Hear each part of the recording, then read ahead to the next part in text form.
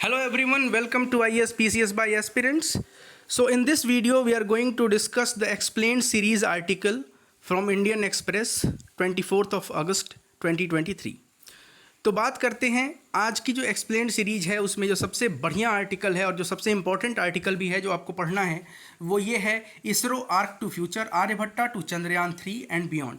आर्यभट्ट जैसा कि आपको पता है कि एंशिएंट मैथमेटिशियन थे इंडिया के और उनके नाम पर ही 1975 में इंडिया ने अपना पहला सैटेलाइट लॉन्च किया था और वो सोवियत यूनियन की सहायता से लॉन्च किया गया था जिसको आज हम रशिया के नाम से जानते हैं।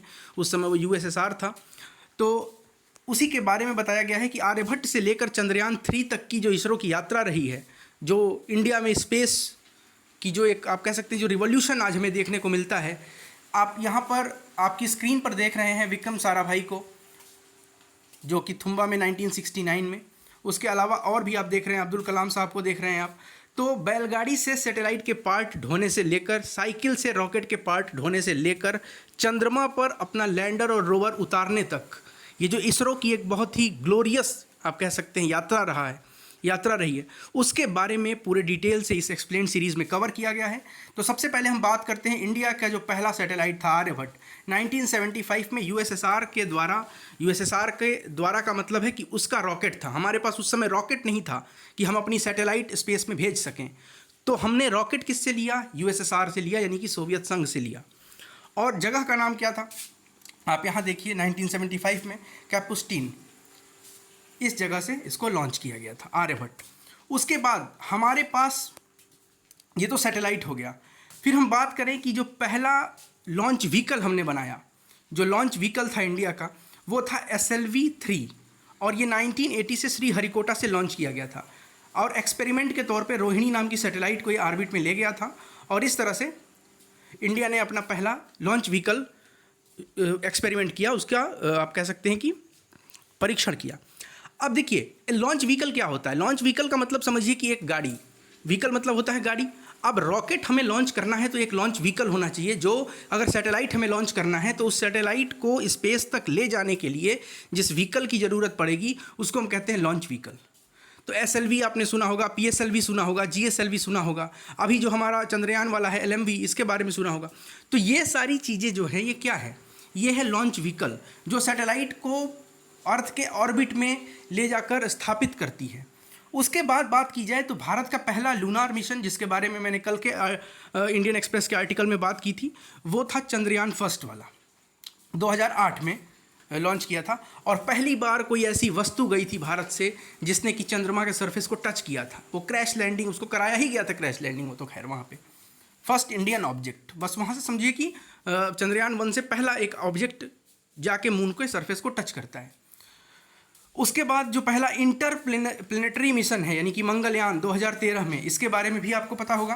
अब यहाँ देखिए आप पूरी बात डिटेल से लिखी हुई है कि सैटेलाइट प्रोग्राम जो इंडिया का है वो आर्यभट्ट है 19 अप्रैल 1975 को। और ये क्यों गया था? पहली बात कि इसका वेट 360 kg था।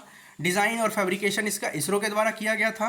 प्राइम मिनिस्टर इंदिरा गांधी थी और उन्होंने आर्यभट्ट के नाम पर इसको नाम दिया। अब ये जो गया आर्यभट्ट, ये फ्रेंडशिप दिखाता है यूएसएसआर और इंडिया के बीच में। क्यों दिखाता है? क्योंकि भाई यूएसएसआर ने ही सपोर्ट किया था, हमारे पास लॉन्च व्हीकल नहीं था तो हमने रॉकेट यूज़ किया था यूएसएसआर का। ये हो गई बात। उसके बाद बात करते हैं, ये बहुत इंपॉर्टेंट है, इसको आप एक बार ध्यान से देखिएगा। ये देखिए मैं इसको पढ़ता हूँ। Aryabhata became the forerunner of our space programme and provides us confidence to build state-of-the-art application satellites for communication, remote sensing of natural resources and meteorological investigations। ये UR राव ने उस समय कहा था, जो इसरो के सैटेलाइट प्रोग्राम के डेवलपमेंट में थे। अब इसका मतलब क्या होता है? देखिए एक चीज़ आप समझिएगा कि मीटियोरोलॉजिकल का मतलब तो आपको पता है, मौसम से संबंधित बातें हो गई। रिमोट सेंसिंग का मतलब होता है दूर से, जैसे हमारा रिमोट टीवी का होता है, वो टीवी में सटा के काम नहीं होता है, टीवी से दूर से ही हम उसको कंट्रोल कर लेते हैं। तो रिमोट सेंसिंग मतलब ऊपर से सैटेलाइट से ही हम सेंस कर पा रहे हैं कि हमारे, या तो आप मौसम की बात कर लीजिए या फिर आप बात करिए कि जो क्रॉप वगैरह है तो क्रॉप में कोई पेस्ट वगैरह तो नहीं लग गया है, ये सारी जानकारी लेनी होती है। तो उसके लिए खैर इसका प्रयोग करते हैं। उसके बाद से और एक्सपेरिमेंट किए गए, भास्कर 1 1979 में और भास्कर 2 1981 में। इन दोनों ने, मतलब भास्कर 1 और भास्कर 2 ने इंडिया के रिमोट सेंसिंग सैटेलाइट सिस्टम की शुरुआत की थी। और IRS-1A जो था ये लॉन्च किया गया था पोलर सन सिंक्रोनस ऑर्बिट। ये समझिएगा, पोलर सन सिंक्रोनस ऑर्बिट का मतलब क्या है, आपने साइंस एंड टेक्नोलॉजी पढ़ा होगा तो उसमें आपको पता होगा। इसका मतलब है कि अर्थ के रिस्पेक्ट में सन का, अर्थ और सन के रिस्पेक्ट में जो मोशन होगा इसका वो सिंक्रोनस होगा। ठीक है, मतलब उसकी रिलेटिव स्पीड देखी जाएगी, सन की स्पीड प्लस अर्थ की स्पीड से उसकी रिलेटिव स्पीड देखी जाएगी। किसकी? तो जो हमने भेजा है, जिसको हम सन सिंक्रोनस की बात कर रहे हैं, उसकी बात हो रही है। ठीक है, उसके बाद से आप बात करिए तो यहाँ पे आप ये देख सकते हैं, ये देखिए लॉन्च पैड कजाकिस्तान में था 1988 में। ठीक है, उसके बाद 1981 में क्या हुआ, तो एक एक्सपेरिमेंटल कम्युनिकेशन सैटेलाइट इंडिया ने भेजा, जिसको बोलते हैं Ariane passenger payload experiment, APPLE. इसका फुल फॉर्म भी आप याद रखिए, एप्पल का फुल फॉर्म क्या है, एरियन पैसेंजर पेलोड एक्सपेरिमेंट। ये हमने भेजा था। ये क्यों भेजा था? ये भेजा था एक्सपेरिमेंट के लिए, कम्युनिकेशन सैटेलाइट इंडिया में बनाने के लिए। और उसके बाद से हमने शुरू किया था उसके बाद हमारा जो प्रोग्राम है इंडियन नेशनल सैटेलाइट सिस्टम, जिसको हम इनसैट बोलते हैं, इनसैट सीरीज से, इनसैट 1 इनसैट 2 आपने सुना होगा। तो इन सब की शुरुआत हुई थी एप्पल से, मतलब एप्पल के बाद ही इसकी शुरुआत की गई थी। उसके बाद इनसैट 1 इनसैट 2 के बाद आप और आगे बढ़ते हैं तो फिर हमने शुरू किया था Indian regional navigation satellite system, जिसको IRNSS कहते हैं या नाविक कहते हैं। नाविक का फुल फॉर्म क्या है, नेविगेशन विद इंडियन कॉन्स्टलेशन। अब ये IRNSS या नाविक का मतलब क्या होता है, तो जैसे हम यूज करते हैं गूगल का मैप यूज करते हैं तो GPS से वो चलता है। GPS मतलब ग्लोबल पोजिशनिंग सिस्टम। तो जो काम US की कंपनी GPS करती है वो काम हमारे इंडिया में हमारे लिए हमारा नाविक सिस्टम करेगा। नाविक एक तरह का आप समझिए GPS है, ऐसा समझ जाइए आप। फिर हमने लॉन्च व्हीकल के क्षेत्र में आगे बढ़े तो नवंबर 21, 1963 में आप देख सकते हैं sounding rocket US Naik Apache, ये साउंडिंग रॉकेट था, ये लॉन्च किया गया थुम्बा से। थुम्बा मतलब वही तिरुवनंतपुरम के पास जो है, वहीं से हमारी ये लॉन्चिंग वगैरह होती है ना। तो ये बुलक कार्ट वाला जो आप सीन देखते हैं ना कि लेके गए थे, वो इसी पे लेके गए थे। लेकिन अब इसकी खास बात क्या है, आगे बढ़ते हैं तो अब मिशन जो है वो है first Indian launch vehicle was led by doctor APJ Abdul Kalam. ISRO 1969 में इन्होंने ज्वाइन किया कलाम साहब ने, और उसके बाद से इन्होंने बनाया था, इनके ही लीडरशिप में बना था पहला इंडियन लॉन्च व्हीकल, जिसको हम कहते हैं SVL-3। ये SVL-3 10 अगस्त 1979 को ये फेल हो गया। फेल होने के बाद फिर से अब देखिए क्या हुआ था इसमें, the burning of the first phase seemed normal. मतलब जैसे क्या होता है ना कि जब आप कोई व्हीकल देखते होंगे ऐसा, तो आप ऐसा डिज़ाइन एक देखते होंगे, थोड़ा सा ऐसे करके मैं बना रहा हूँ, ये रॉकेट समझिएगा। तो इसमें ये फर्स्ट स्टेज है, ये सेकंड स्टेज है, ये थर्ड स्टेज है। तो फर्स्ट स्टेज तक तो इसने ठीक काम किया था जो हमने बनाया था। उसके बाद क्या हुआ, थोड़ा सा टाइम लैग हो गया और फिर अंत में वो सक्सेसफुल नहीं हुआ। खैर SVL-3 आउट ऑफ कंट्रोल हो गया और बंगाल की खाड़ी में जाके गिर गया था। 5 मिनट टेक ऑफ किया, उसके बाद गिर गया। फिर कलाम साहब की टीम ने और ज़्यादा इससे सीखा, और सीखने के बाद से 18 जुलाई 1980 को SVL-3 फिर बिना किसी ग्लिच के साथ फिर से इसमें पेलोड वगैरह लगा के 40 kg का एक एक्सपेरिमेंटल सैटेलाइट, वही जो रोहिणी 1 है, उसको ऑर्बिट में इस्टेब्लिश कराया गया। उसके बाद से क्या हुआ, फिर हमने काम करना शुरू किया पोलर सैटेलाइट लॉन्च व्हीकल पर, और इस पर काम शुरू हुआ 1982 में। और ये मैडन सक्सेसफुल लॉन्च था इसका, मतलब पहली बार जब भेजा हमने तो पहली बार में ही सक्सेसफुल हो गया था। और ये कब हुआ, तो ये हुआ था, इसका सक्सेसफुल लॉन्च हुआ था अक्टूबर 1994 में। और PSLV की खासियत है कि 1000 किलोग्राम तक का पेलोड ये कैरी कर सकता है। पेलोड का मतलब क्या होता है, तो ऐसे समझिए, आप किसी गाड़ी में बैठते हैं तो उस गाड़ी की क्षमता कितनी है, कितना लोगों की कितने वेट को कैप्चर कर सकता है वो, उसको कहते हैं पेलोड। ठीक बात है। उसके बाद से बात करते हैं तो इसरो ने PSLV पर ही इसरो रिलाई करने लगा। चंद्रयान 1 जो था वो भी हमने PSLV से भेजा। मंगलयान भी हमने PSLV से भेजा था, जो मार्स ऑर्बिटर मिशन था, जिसको मॉम के नाम से जानते हैं, 2013 में भेजा था। तो PSLV से हमारा काम चलने लगा था, इसरो का काम चलने लगा था। उसके बाद से क्या हुआ, उसके बाद से इंडिया ने डेवलप किया जियो सिंक्रोनस सैटेलाइट लॉन्च व्हीकल, जिसको हम GSLV कहते हैं।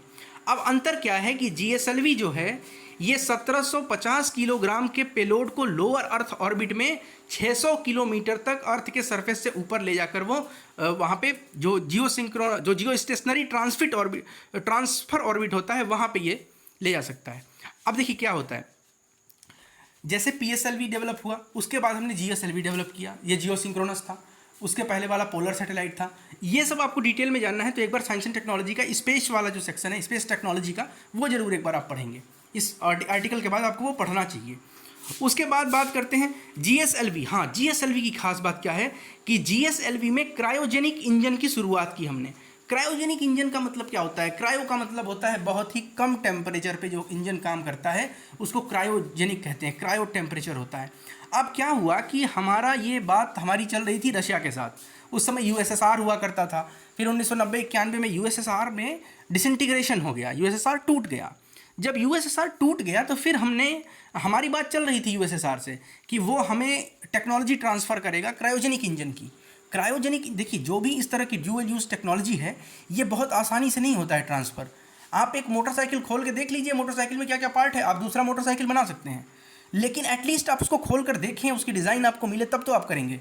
और मोटरसाइकिल तो आसान बात हो गई, जब बात होती है क्रायोजेनिक इंजन की बात होती है तो ये बहुत टफ काम हो जाता है।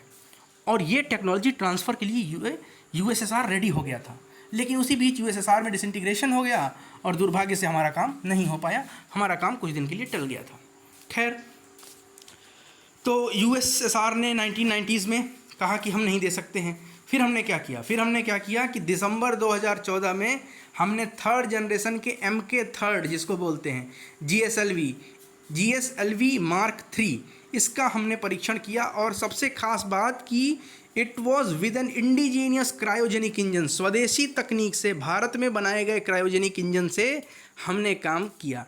हमें समय तो लगा, 1990 में जो काम होना चाहिए वो 2013 में हो रहा है भारत में, लेकिन हमने वो खुद से बनाया, किसी के भरोसे नहीं रहे कि USSR देगा या US टेक्नोलॉजी ट्रांसफ़र करेगा, किसी के भरोसे नहीं। अब इंडिया जब चाहे तब बना सकता है, तो हमने बनाया। और ये क्या हुआ इसमें ये हुआ कि ये रॉकेट जो है वो 4000 किलोग्राम का पेलोड ले जाएगा जियो स्टेशनरी ऑर्बिट में, और कहाँ पे 30,000 किलोमीटर तक अर्थ के ऑर्बिट में यहाँ लेके जाएगा। और ये इसरो का सबसे हैवीएस्ट लॉन्च व्हीकल है अब तक। उसके बाद LVM-3 जो है वो पहला सक्सेसफुल मिशन इसका 2017 में, जब इसने GSAT-19 सैटेलाइट को ले गया था। GSAT-19 क्या था? तो ये एक कम्युनिकेशन स्पेसक्राफ्ट था। उसके बाद धीरे धीरे फिर चंद्रयान-2 भी गया इसी से, 3850 किलोग्राम का, आपको पता है 2019 में। उसके बाद LVM-3 जो कि हमारा अब है, LVM-3 चंद्रयान-3 को लेकर गया है। तो ये हमने काम किया लॉन्च व्हीकल के काम क्षेत्र में। फिर हम प्लानिटरी एक्सप्लोरेशन की बात करें तो अटल बिहारी वाजपेयी ने ही अनाउंस किया था, आपको जब वो प्रधानमंत्री थे 2003 में, इंडिपेंडेंस डे के दिन उन्होंने किया कि इसरो जो है वो चंद्रयान-1 लॉन्च करेगा और ये एक ऑर्बिटर मिशन होगा। और अक्टूबर 2022 में हमने लॉन्च भी किया और एक प्रोब भी भेजा लूनार सरफेस पर, है ना।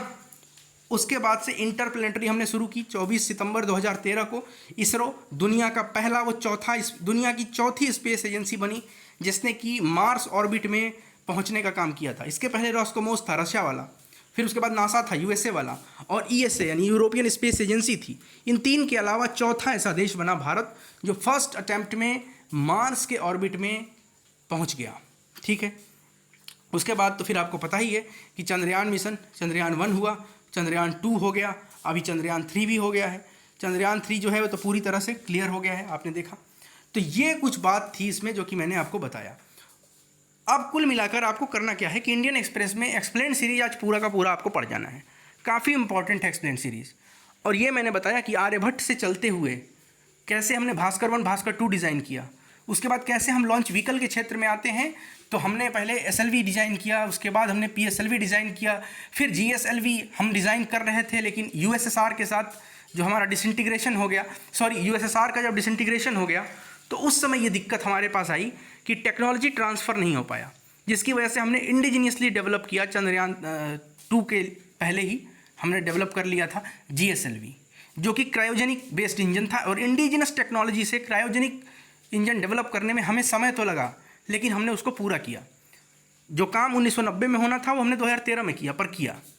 उसके बाद फिर अभी चंद्रयान-1, चंद्रयान-2, चंद्रयान-3 और उसके बाद मंगलयान जिसको कि हम मार्स ऑर्बिटर मिशन कहते हैं वो। तो बहुत बहुत धन्यवाद दोस्तों। टेलीग्राम चैनल भी ज्वाइन कर सकते हैं आप। और अगर आपको ये वीडियो अच्छी लगी हो तो do like, comment, share and subscribe to our channel. Thank you so much.